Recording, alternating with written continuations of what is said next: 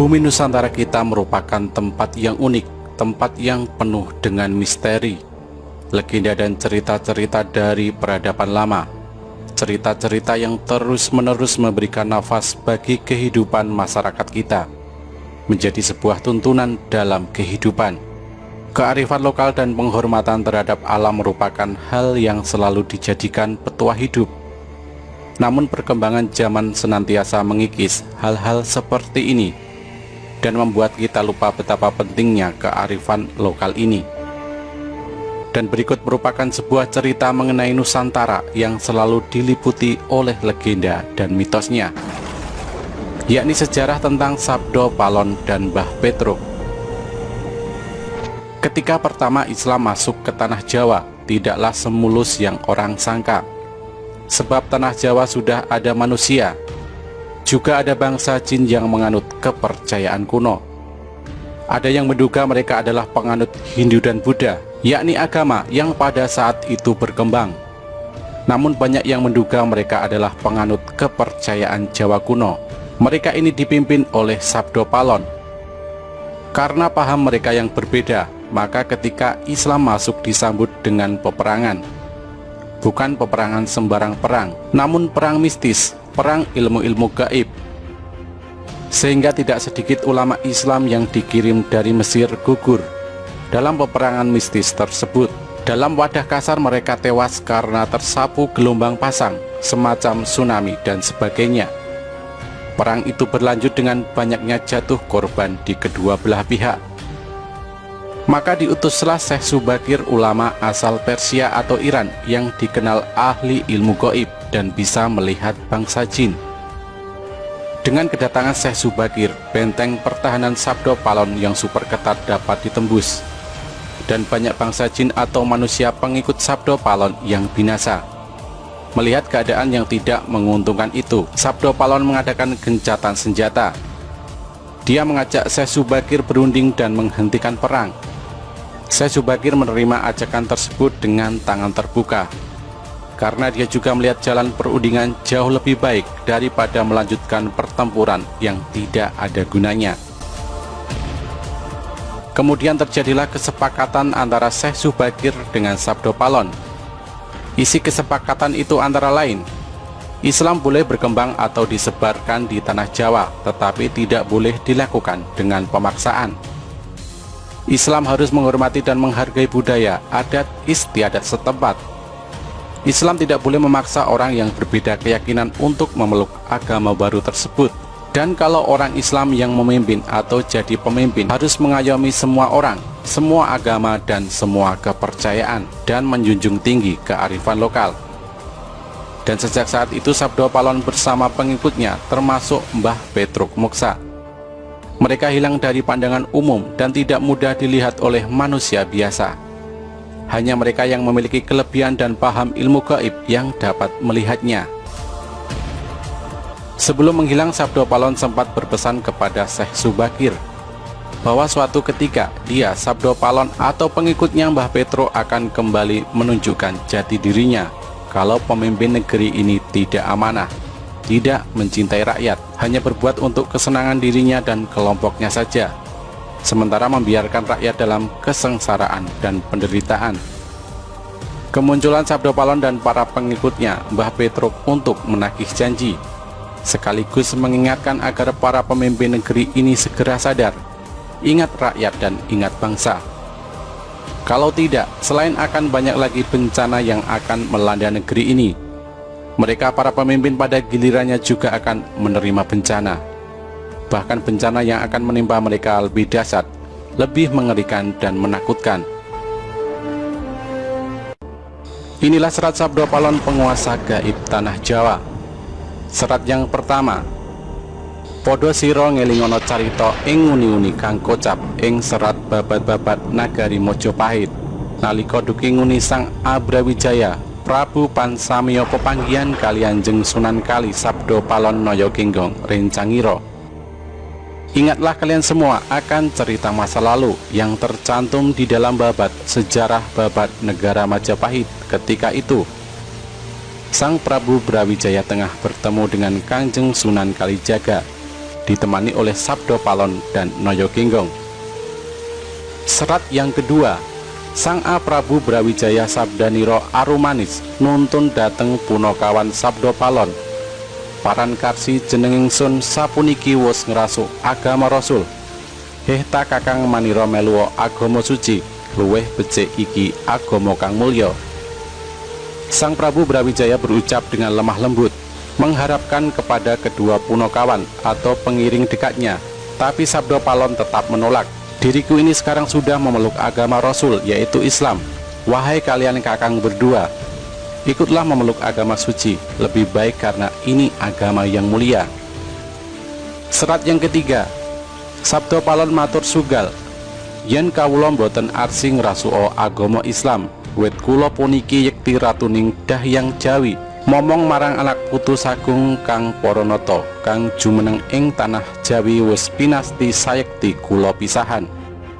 Sabdo Palon menghaturkan kata-kata agak keras, hamba tidak mau memeluk agama Islam, sebab hamba ini sesungguhnya Rada Dahyang, penguasa gaib tanah Jawa, memelihara kelestarian anak cucu penghuni tanah Jawa, serta semua para raja yang memerintah di tanah Jawa. Sudah menjadi suratan karma, wahai Sang Prabu, kita harus berpisah. Serat yang keempat, kelawan paduka Sang Nata wangsul maring Sunyaruri, mung kula matur petungna ing benjang. Sak pungkur mami yen wis prapta kang wanci jangkep gangsal atus taun wit ing dinten punika, kula gantos agami Gomo Budi kula sebar ing tanah Jawa. Dengan paduka wahai Sang Raja, kembali ke Sunyaruri, alam kosong tapi berisi, alam yang tidak ada tapi ada. Hanya saja saya menghaturkan sebuah pesan agar paduka menghitung.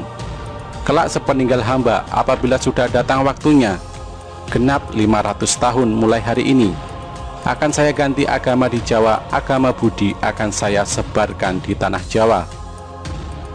Serat yang kelima, sinten tan purun ngagaya yekti kula rusak sami sun sajakaken, putu kula berkasakan rupi-rupi dereng lega, kang ati yen durung lebur atempur, kula damel pratondo-pratondo tembayan mamihar di Merapi yen wis njebluk mili lahar. Siapa saja yang tidak mau memakai akan saya hancurkan, akan saya berikan kepada cucu saya sebagai tumbal, makhluk halus berwarna-warni.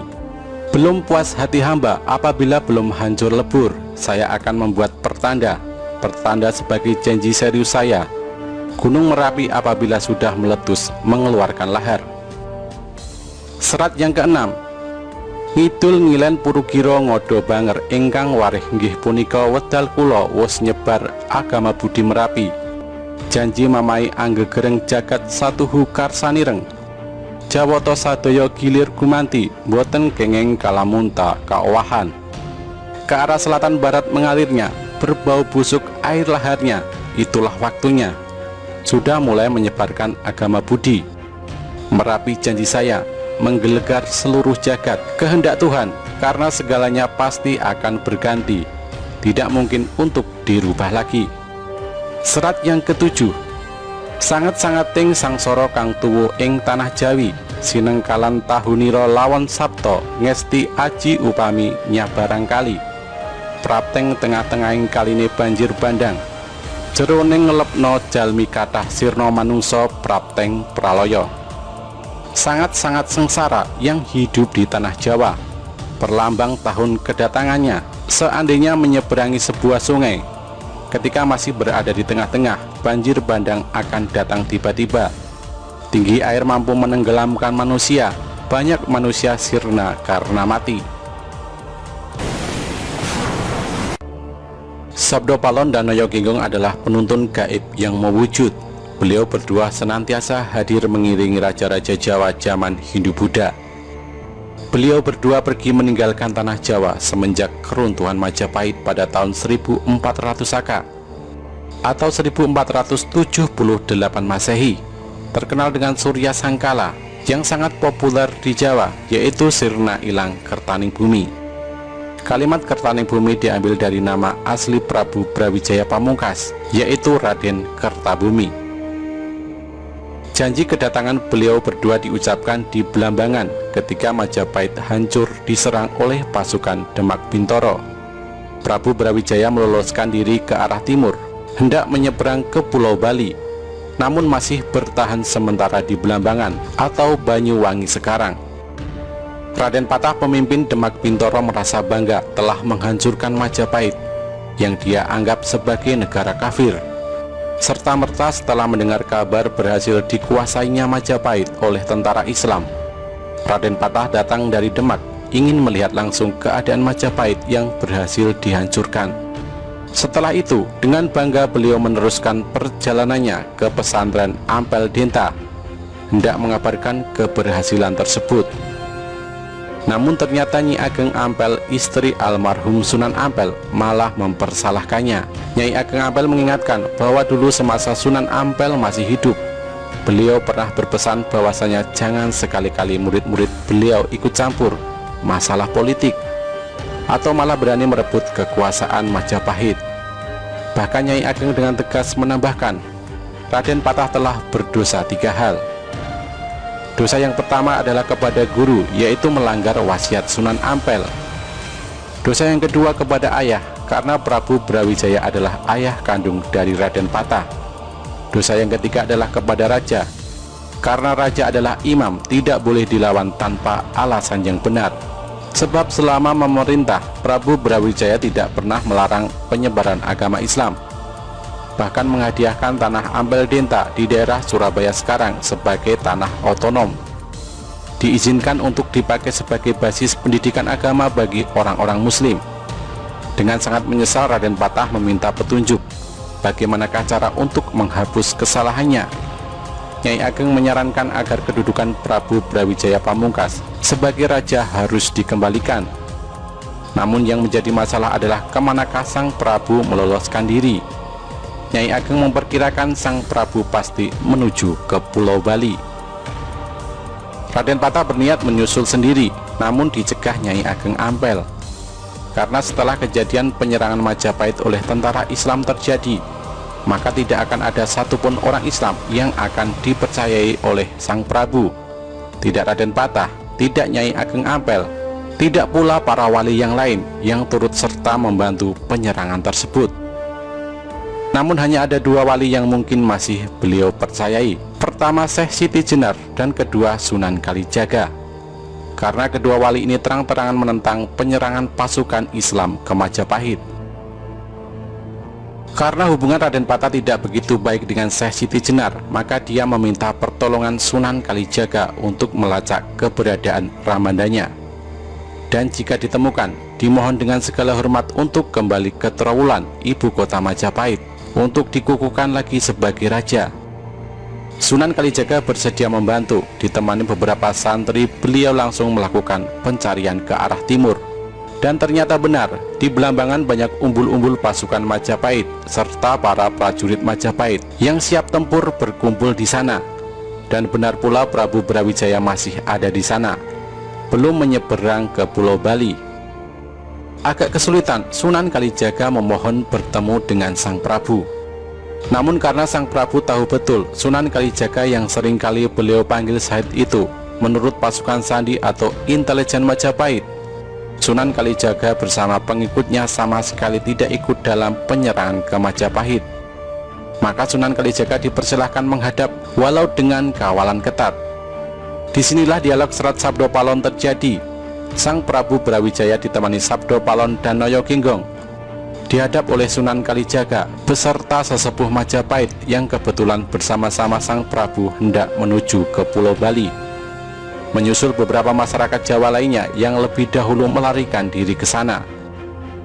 Mendengar penuturan Sunan Kalijaga, sang Prabu luruh hatinya, karena sejatinya sang Prabu kini tengah menggalang kekuatan besar untuk merebut kembali tahta dari tentara Islam.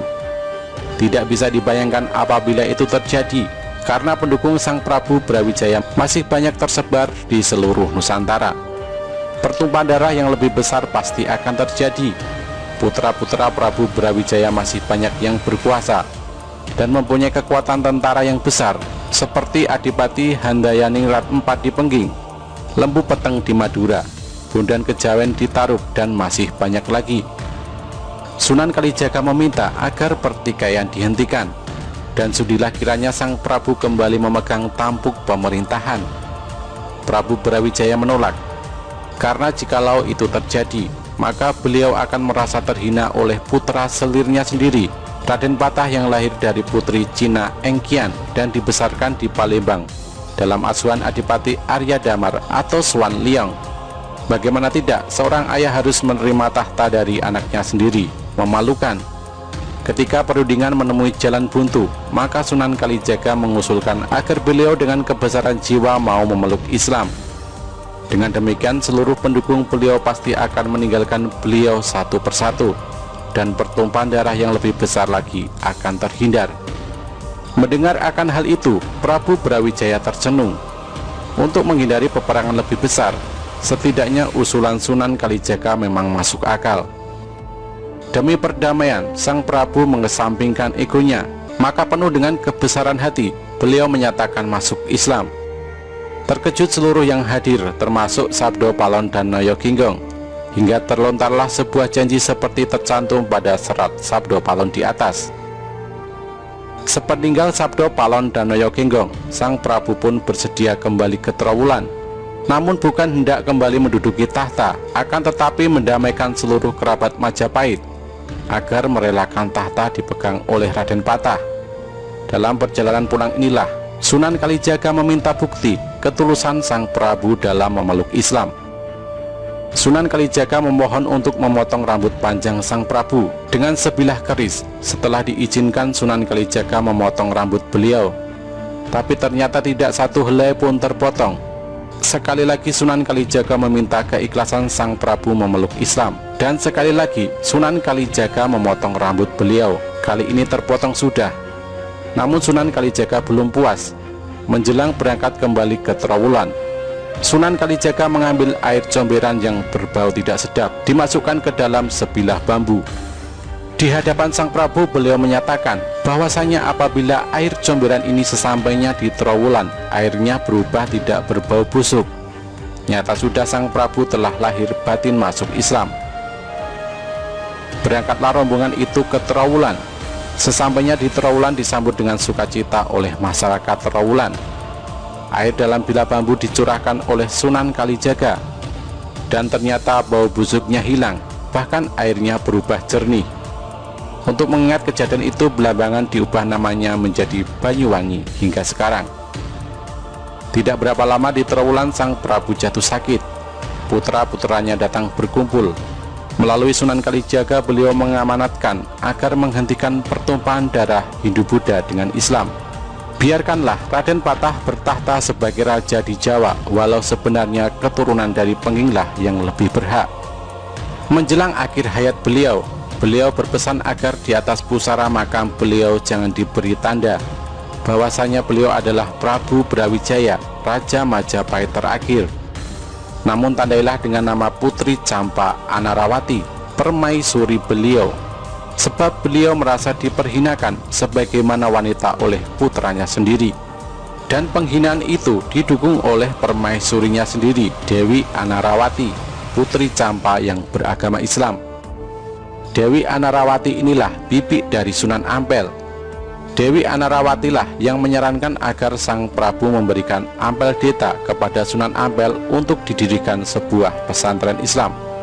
Maka jangan heran apabila di Trowulan tidak diketemukan makam Prabu Brawijaya, melainkan Putri Campa. Padahal makam Putri Campa yang asli berada di Gresik. Begitu Majapahit diserang pasukan Islam, beliau diungsikan ke Gresik hingga beliau wafat.